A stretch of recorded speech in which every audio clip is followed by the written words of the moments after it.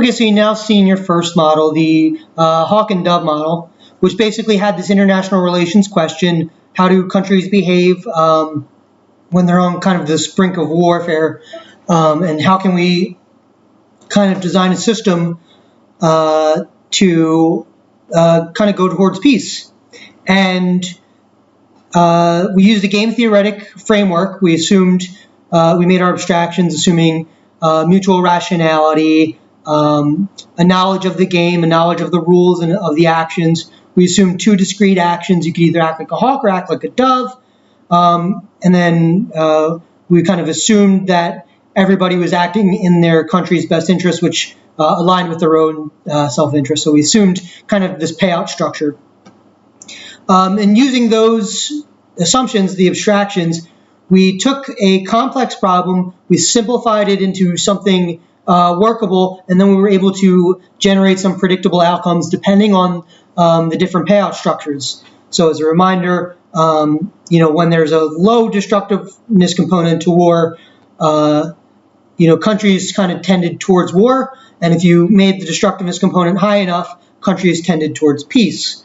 So we used something game theoretic and kind of very simplistic and almost reductive to say something meaningful about how countries can behave. And of course, there were shortcomings in making so many assumptions. We're maybe not necessarily hitting all of the complexity of international relations, and nor are we really trying to. We're just trying to get at the heart of the problem to see how payouts and incentives align. There can be countless critiques of this model, but for what it's doing is it's just presenting some sort of predictable outcome given your assumptions. It's once you assume this solution concept and these payout structures, then it logically follows that this is how equilibrium will look. This is what equilibrium will look like. So that was your first taste of a model, and your first taste of a number of other things. So applying logic to an economic problem, creating a model, making assumptions and abstractions, even the demonstration of economic imperialism, where economic frameworks are being used in non-economic contexts, right? This was international relations, and he even touched a little bit on biological behavioral game theory. So you kind of got your first taste of like real economics in that sense. So now that we've seen the model, we're going to deconstruct it and see what are some common features behind models. Okay. And for reference, not every model is going to look like this. In particular, this was a game theory model. So you might notice there's an absence of like budget constraints. There is an objective, but the budget constraint was more or less it was non-existent because we had very clear. Okay, so you now see in your first model the Hawk and Dove model, which basically had this international relations question: how do countries behave when they're on kind of this brink of warfare, and how can we kind of design a system to kind of go towards peace? And we used a game theoretic framework. We assumed, we made our abstractions assuming mutual rationality, a knowledge of the game, a knowledge of the rules and of the actions. We assumed two discrete actions. You could either act like a hawk or act like a dove. And then we kind of assumed that everybody was acting in their country's best interest, which aligned with their own self-interest. So we assumed kind of this payout structure. And using those assumptions, the abstractions, we took a complex problem, we simplified it into something workable, and then we were able to generate some predictable outcomes depending on the different payout structures. So as a reminder, when there's a low destructiveness component to war, countries kind of tended towards war, and if you made the destructiveness component high enough, countries tended towards peace. So we used something game theoretic and kind of very simplistic and almost reductive to say something meaningful about how countries can behave. And of course, there were shortcomings in making so many assumptions.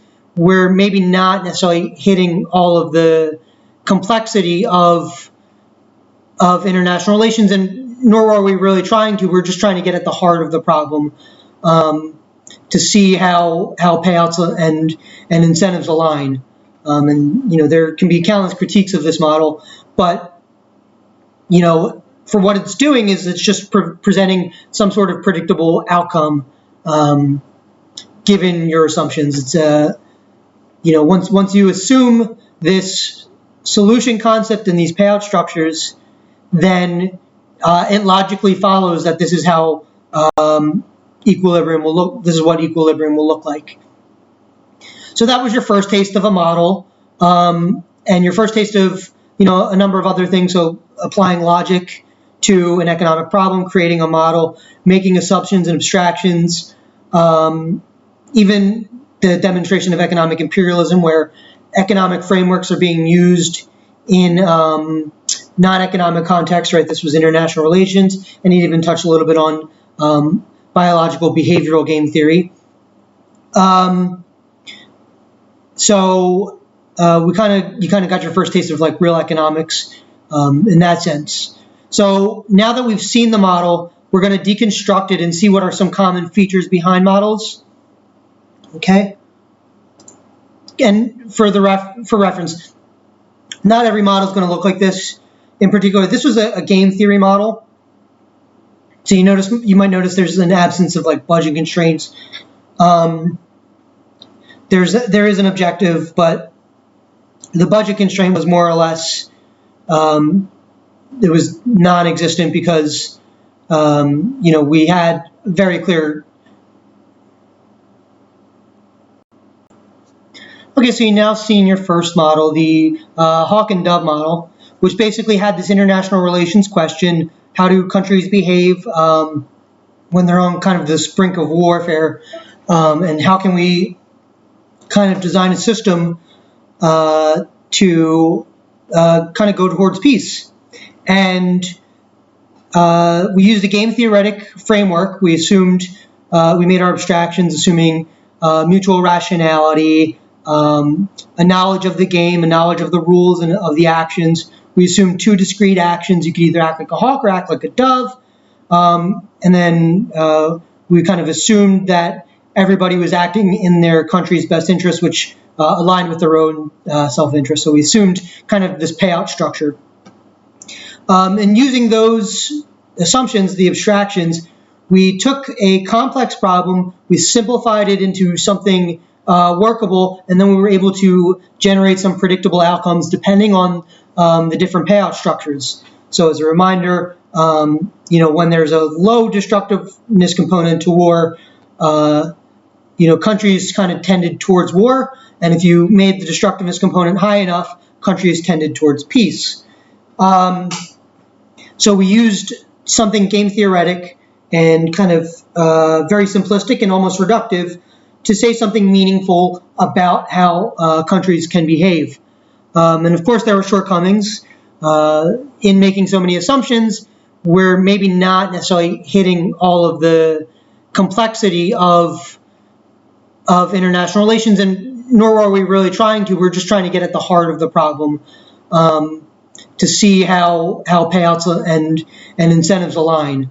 And there can be countless critiques of this model, but for what it's doing is it's just presenting some sort of predictable outcome given your assumptions. It's once you assume this solution concept and these payout structures, then it logically follows that this is how equilibrium will look. This is what equilibrium will look like. So that was your first taste of a model, and your first taste of a number of other things. So applying logic to an economic problem, creating a model, making assumptions and abstractions, even the demonstration of economic imperialism, where economic frameworks are being used in non-economic context, right? This was international relations, and he even touched a little bit on biological behavioral game theory. So you kind of got your first taste of like real economics in that sense. So keep in mind that this was just one economic model. It shares a lot of common features with economic models in general, but different models will look a little differently. You might notice that there was no budget constraint. Budget constraints are almost ubiquitous. You'll see them in most economic problems as you kind of progress in academic economics. This one just kind of assumed it away or didn't even need to feature it, just kind of the nature of the problem. The scarcity was created in the sense of there were, two possible outcomes, or two possible actions, I should say, and four possible outcomes where they were dividing up one particular resource. So the scarcity was given by the resource, and how to divide that instead of, an individual budget constraint.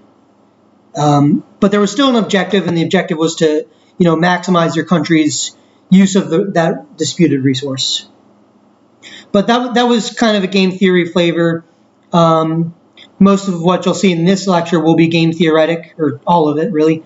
Though whenever we do supply and demand, which you'll see in most other lectures, keep in mind that will be, not necessarily game theory, though it can factor later in like other game theoretic models, but it's not exclusive to game theory. It's a general, both micro and macro model that you'll see pretty much in most econ papers. But you'll get a lot of flavor with that. It doesn't necessarily feel the same as these kind of models, but it's a model nonetheless. Okay. So let's break down some of the vocab that I kind of skirted around in describing the Hawk and Dove model, but now I kind of want to formally introduce it, and then deconstruct the Hawk and Dove model with the vocab terms now. Okay, so first, agents. Who do you think the agents were in the Hawk and Dove model? So agent comes from the Latin ago, agere, which means I do. So these are the actors. Actor comes from the same Latin base. So these are the people doing the actions in the Hawk and Dove model, the people who get to choose Hawk or Dove, and that would be, in this case, Stankoni and Riggedy Rowe. So formally, the agents are the individuals, households, firms, governments making the decision in a model, aka the players. The players is probably the term I was using because it's more familiar, but the technical term would be agents. So the agents in Hawk and Dove are Stankoni and Riggedy Rowe. In particular, they're dictators, the dictators of Stankoni and Riggedy Rowe. Okay, next up I have objective. So I kind of touched on this earlier, so I'm more comfortable using this one, but that would be the goal of the agent.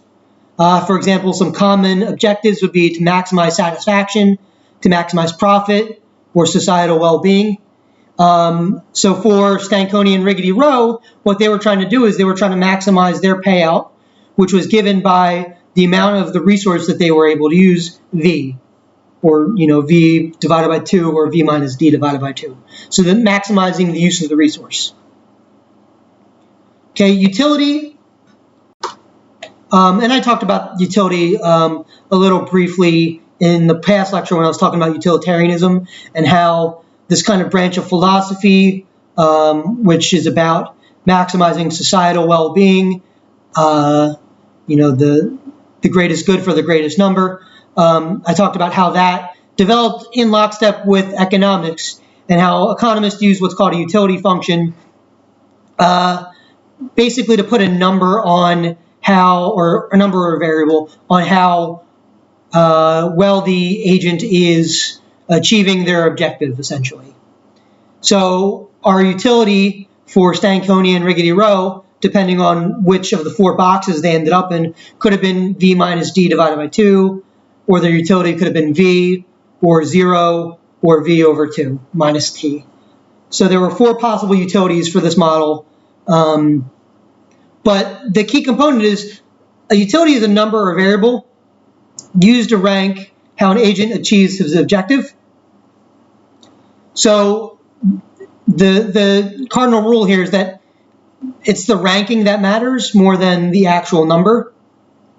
So when I was assigning values, I think I went too far. Where'd it go?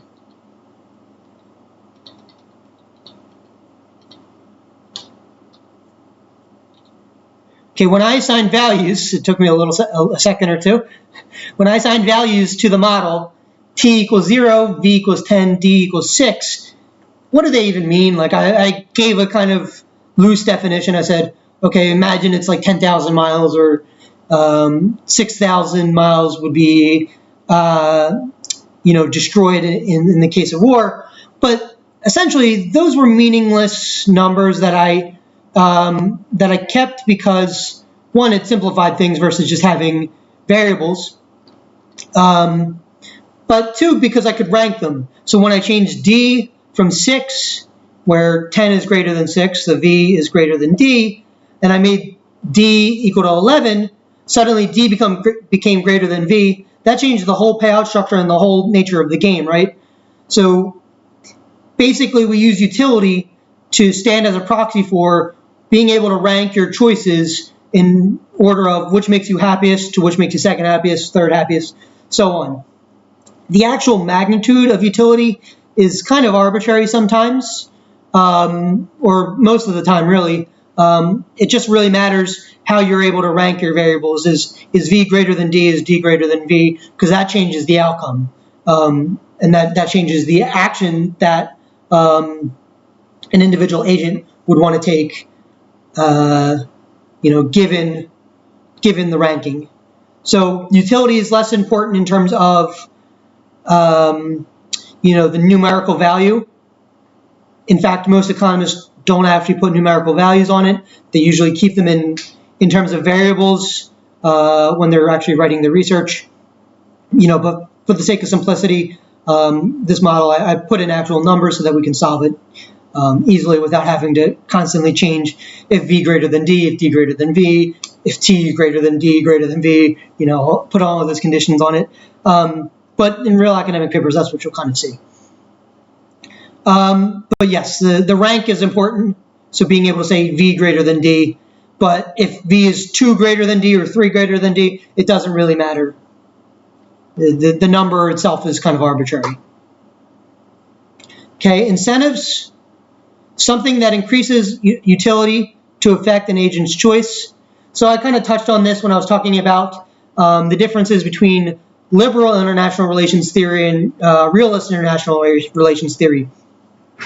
Right, so if we took this game as reality, the Hawk and Dove model, and we neither wanted to see destruction of property, nor did we want to see countries go to war, right? We could increase the utility to kind of go to peace, or increase the incentive to go to peace by making war more destructive, right? So even though you're kind of making war more destructive, by doing so, you're preventing that from being the outcome, from war from being the outcome, or hawk from being the outcome. So that's one way in which you can change the incentive structure. Another would be to have, let's say we had an international body, and instead of making war more destructive, we made the dove action. The United Nations, for example, said, okay, if you guys can resolve for peace, we will give each of you a certain amount of money, or most favored nation status, or something like that. That would be another way to change the incentive structure in order to affect the agent's choices, right? Instead of going to war because that is their mutual best response, you could make it so that dove is the mutual best response by increasing adding some sort of utility for that outcome. Like an international body can add some utility for that outcome, such that now v divided by 2 out plus the incentive, v divided by 2 plus the United Nations payout, for example, then becomes greater than V, or greater than V minus D over 2, or both really. So if you do that, then dov will be the preferred outcome and could be one of the possible equilibria. So some examples of incentives would be a material incentive. So you could have bonuses. So if you're like an employer, you might give a bonus if your employee meets a particular quota for sales or something like that.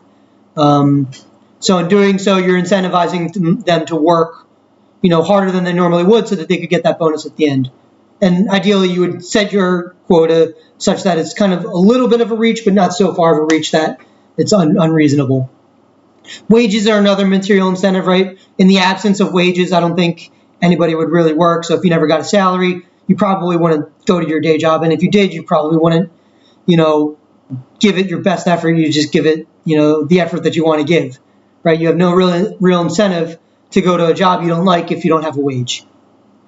A third one could be favors or benefits. So let's say you have not like a friend, but like a colleague, and you want them to help you move. You might then offer to help them move in the future, right? A favor for a favor. Doesn't have to be, I'm going to pay you $500 if you help me move. Because sometimes when you add money into like a collegial relationship or a friendly relationship, it kind of sours things, right? If someone's like helping you out with something and you give them money for it, then it feels like, oh, what am I, like your worker? Or especially if you give them money for it, but it's not the money that's worth their time. Like sometimes for them, the benefit is just doing you a favor and, expecting some reciprocation maybe. But then when you monetize it, you could be insulting them, really.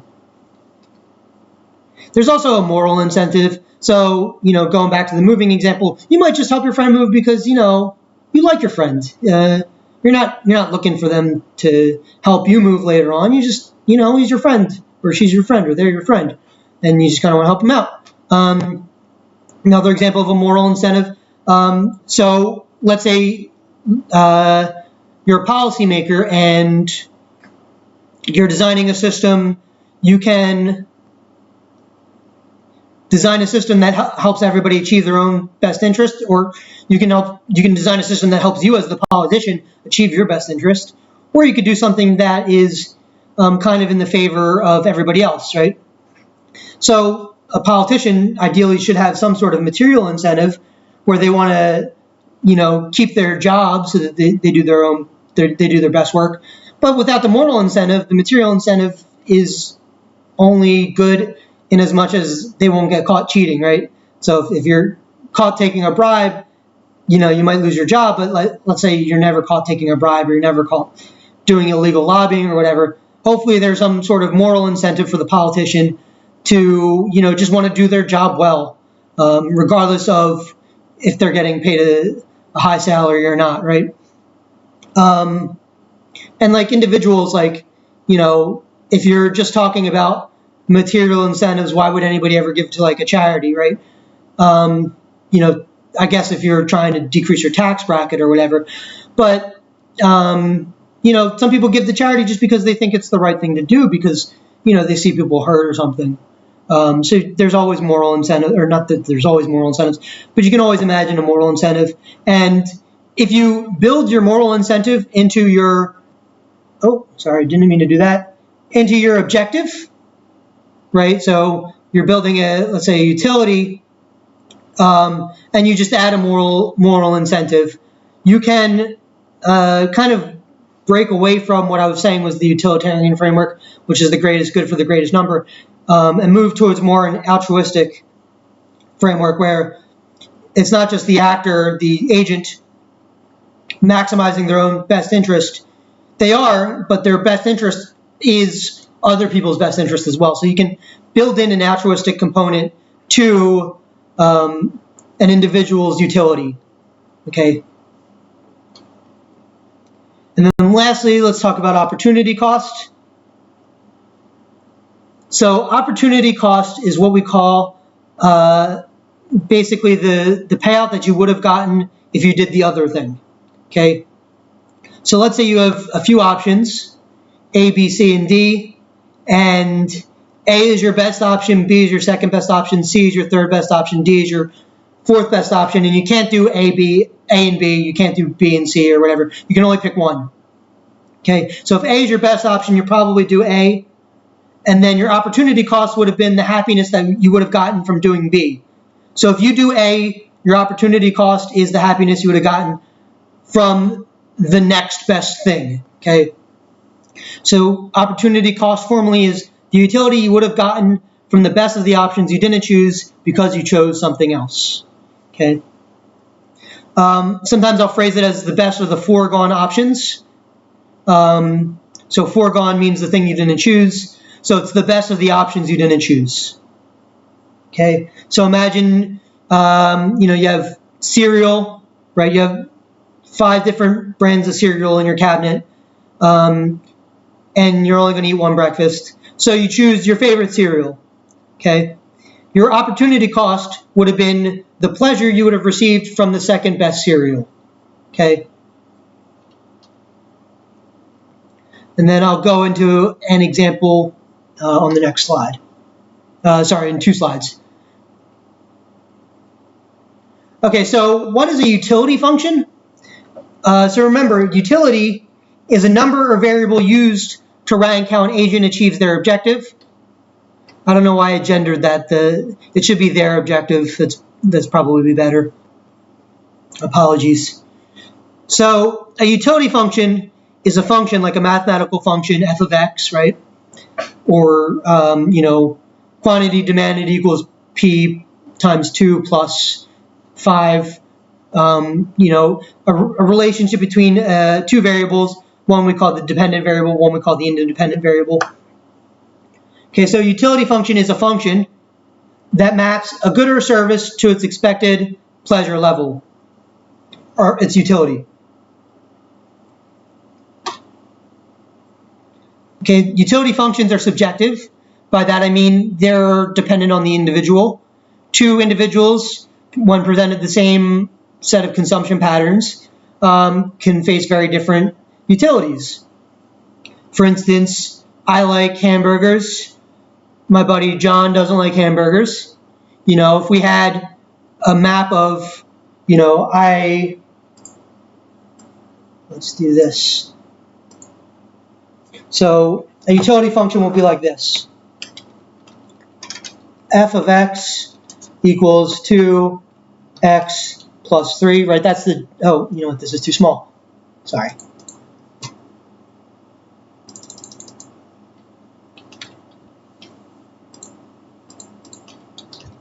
F of x equals 2x plus 3, right? That's the general formula, like a general format for a function.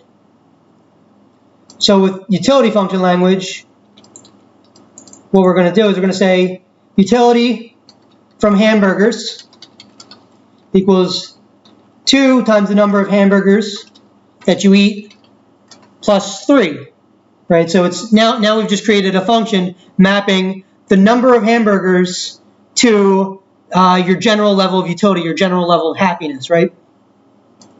So let's say this is my utility.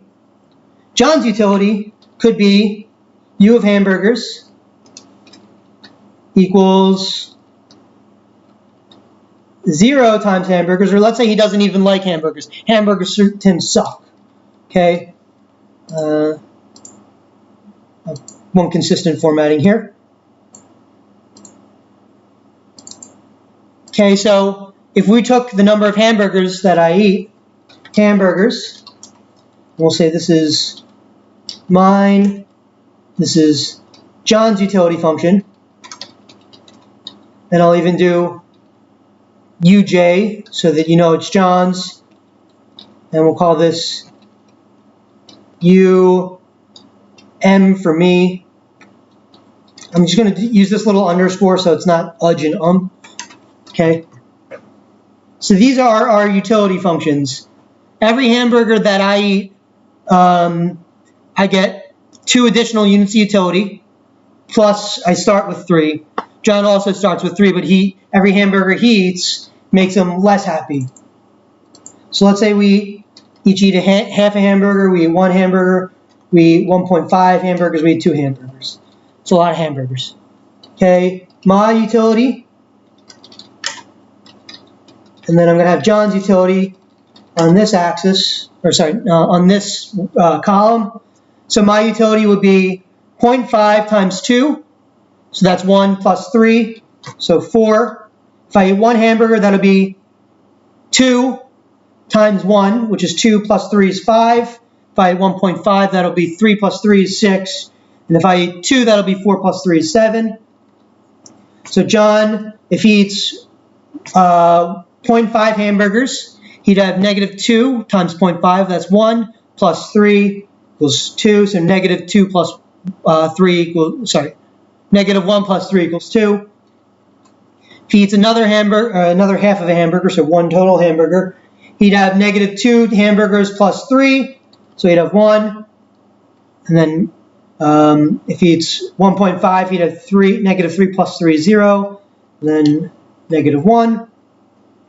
Okay, so they're subjective. Me and John get different utilities from different hamburger consumption.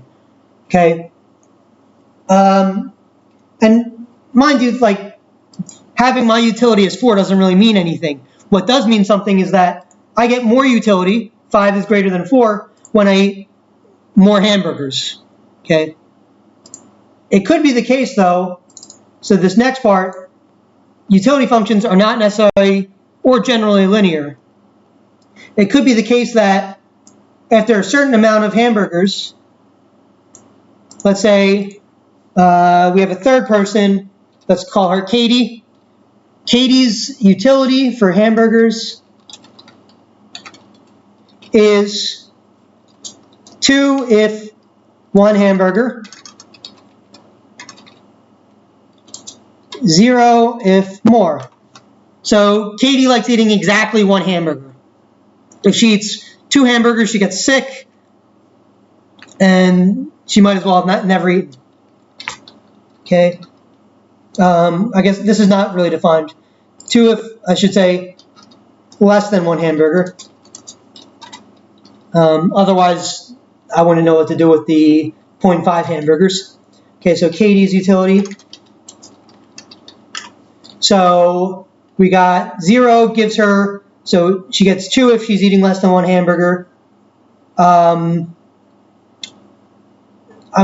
should say less than or equal to. If she eats exactly 1 hamburger, she also gets 2. If she's eating more than 1 hamburger, she gets 0, 0. So it's not linear in the sense of if you were to draw this out, if you were to graph this, it wouldn't be a line, right? It would look, let's do this.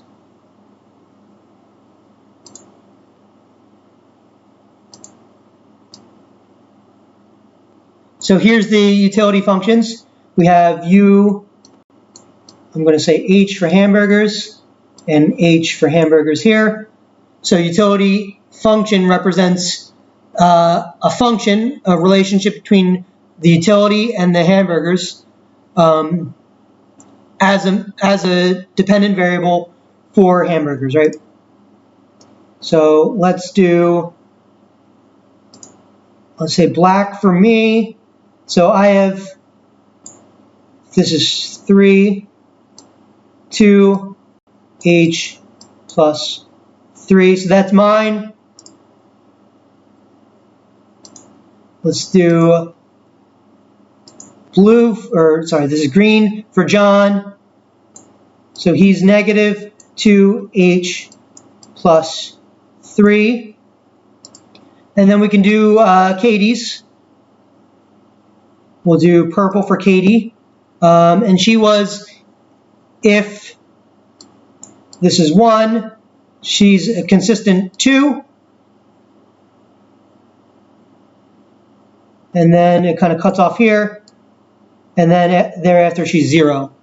Okay, so that's Katie's utility function. It's not a line, right? I mean, it's 2 lines, it's disjointed. So this is, I'm not going to write it out, but it's if h is less than or equal to 1, then it's 2. Otherwise, if it's greater than 1, it's 0. Okay, so it's not a line in the sense of it's not this, right? It's a disjoint.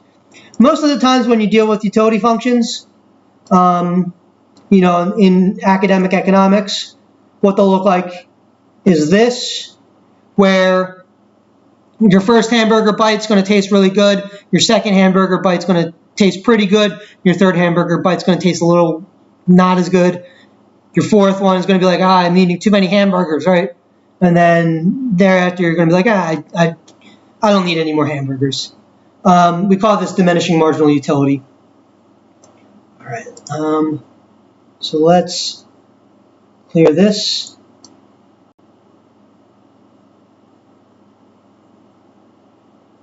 So, right, like if you gave me $100, I'd be very happy. If you gave Bill Gates $100, he straight up would never realize that $100 went into his bank account, right? That's diminishing marginal utility.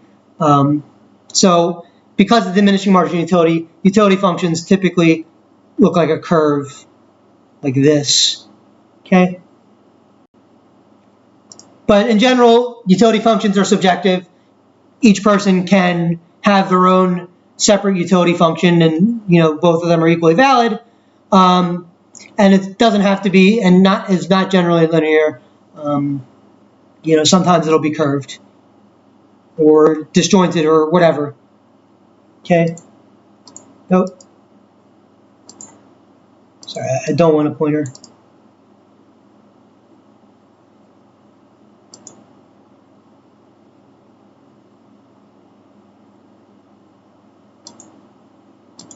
Whatever. Okay, so remember, utility is meant to rank things, right? So the utility for me is greatest when I eat more hamburgers. The utility for John is greatest when he eats less hamburgers. The utility for Katie is greatest between 0 and 1 hamburgers and less thereafter. Okay? So that's how you would rank like hamburger consumption. And that will give you the cues to let you know how the agent should act in the model. So if you were creating a model that was like optimal hamburger distribution, for the society, you would say, okay, let's give George some hamburgers, let's give Katie some hamburgers, and let's not give John any hamburgers, right? So if you had, let's say, 5 to go around, you'd give probably Katie 1 hamburger, you'd give me 4 hamburgers, and you'd give John 0 hamburgers. But what the actual utility is doesn't matter. We're not then going to count, in this framework, John gets 7 utility, so what does that mean? It's just a matter of ranking things. Maybe the society is better off with me getting 4 hamburgers, Katie getting 1, and John getting 0, and you can use the overall utility to rank against other outcomes. But the utility of having, I get a utility of 2 in itself doesn't really matter. And for that reason, economists tend to use variables instead of just flat out numbers like this. Okay. So if an agent values $5 more than $4, it must be the case that the agent's utility from $5 is greater than their utility from $4. If it weren't the case, so let's say I like having $4 more for whatever reason than $5, then my utility from $4 would be greater than my utility for $5. Okay? It's used for a ranking. But having a utility of $5 equal to 5 doesn't mean anything. The number at the end of the day is made up. It's like, whose line is anyway? The points don't matter, right? Utility is the same thing. They only matter in terms of what utility ranks better than the other, right? So going back to whose line, it's like, okay, you give someone 100 points, it doesn't really matter. If tomorrow you give them 10 points, as long as they're getting more points than their colleagues, right? But in general, it doesn't matter. It's just a means to ranking things. So having a utility of $5, a utility from $5 equal to 4 versus a utility from $5 equal to 5 doesn't matter on face value unless you're ranking it against something between 4 and 5. But there's a way kind of to translate utility from this arbitrary concept of I have utility 8 to something a little more concrete, a little more relatable to the average person. And we call that willingness to pay. So essentially, your willingness to pay compares your utility through dollars. So let's say the maximum I'm willing to spend on a concert is $20. You can say that the utility of $20, U parentheses $20, close parentheses, is equal to the utility from the concert, okay? Or let's go back to the hamburgers. If I know that I will spend up to $7 on 1.5 hamburgers, right? Oh, sorry, I realize I'm a little cut off here. If I will spend up to $7 on 1.5 hamburgers, right, and 1.5 hamburgers gives me utility 6, I can say that utility from $7 is equal to utility from 1.5 hamburgers, and in this case is equal to some random utility 6. But we don't need the middleman, right? We don't need this utility 6. This is enough. This is enough to say something meaningful. $1.5 or 1.5 hamburgers makes me as well off as $7. So the maximum I'm willing to spend on 1.5 hamburgers is $7, right? If I spent $8 for 1.5 hamburgers, then I'm acting irrationally, essentially.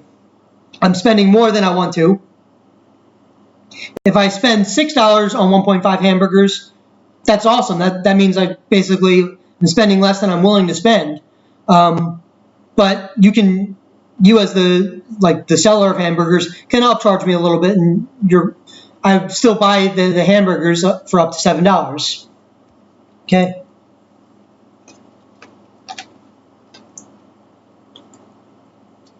Excuse me. Talking at length kind of makes me parched.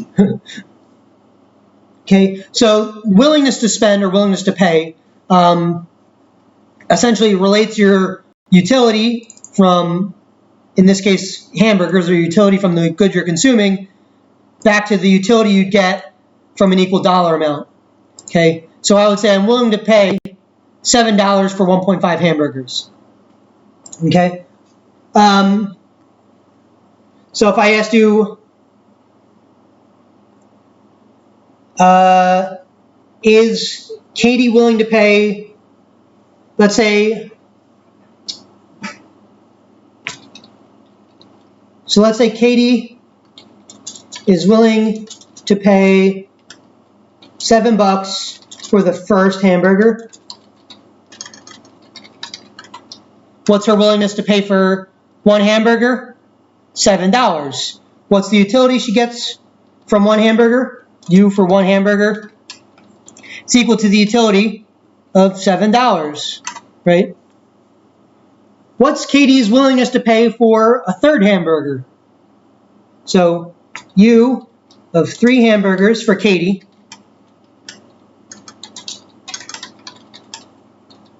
What is it? It should be U of $7. In fact, it's probably 0, actually. She doesn't have to necessarily consume the next 2.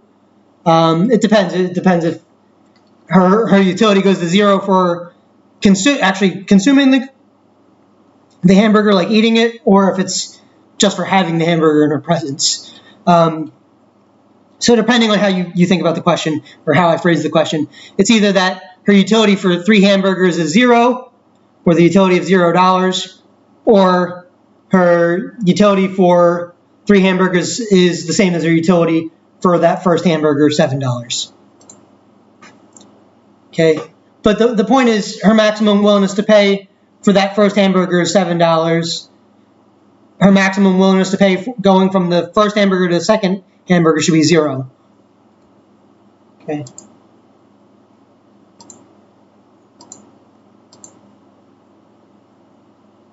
Okay, so let's say you have an agent and they're exactly willing to pay $30, no more, no less, to see the Insane Clown Posse. We know that the utility from $30 is exactly equal to the utility from seeing the Insane Clown Posse. Whoop, whoop. That is a dated reference. I am showing my age. They are a goofy band from the 90s. They still record. But look them up. They are weird, and they dress like clowns. And every year they have this thing called the Gathering of the Juggalos, where a bunch of people go to Illinois and do a bunch of grimy things. It's very, very strange and very weird. Okay. So let's say we're at a music festival. This is a real conundrum that I had in real life. Again, bands from the 90s because I'm old as hell. But you have 3 bands playing at the same time. You have Gwar, also a very strange band. They dress like, I don't know, weird monster things. You have the Wu-Tang Clan, not a strange band. They are awesome. And if you don't know the Wu-Tang Clan, you should look them up immediately. And then you have Andrew WK, the guy who sings that Party Hard song. And is a great concert, actually. So let's say they were all playing at the same time, right? So you could only see one of them. Okay? They're all playing at the same time. You're willing to pay $40 to see Gwar, $12 to see the Wu-Tang Clan, and $33 to see Andrew WK. So which one would you actually see? You'd probably go see Gwar, right? Because they're the ones that get you the most jazzed. Excuse me. They get you the highest utility, right? $40 to see Gwar, you'd be willing to pay $40. So the utility, assuming that you like money, which I would expect, assuming that you like money, your utility from seeing Gwar is equal to the utility you get from $40. Okay, and the utility you get from seeing Wu-Tang Clan is equal to the utility you get from $12. And the utility you get from Andrew WK is equal to the utility you get from $33. Okay, so as a recap, what is opportunity cost? It's the happiness or the utility you would have gotten if you saw your second favorite band instead of your first, right? So the best of the foregone options is the phrase I like to use. So foregone is the thing that you didn't do. So the best thing that you didn't do, what's that happiness? That's your utility, your opportunity cost. Okay, so repeat this after me. Opportunity cost is the best of the foregone options. Okay, specifically it's the utility from the best of the foregone options. Opportunity cost is the utility from the best of the foregone options. Opportunity cost is the utility from the best of the foregone options. All right, just keep repeating that in your head. You'll see it a lot. Okay, so if you go see Gwar, what's the next best option? Andrew WK. So what's the opportunity cost? The utility you would have gotten from $33. Oh, so Lil Silk is you. Okay. Lil Silk goes to see Gwar. In dollar amounts, what was his opportunity cost? $33. Because Andrew WK was the best foregone option, and you are willing to pay $33 to see him. So the utility from $33 is your opportunity cost. Okay.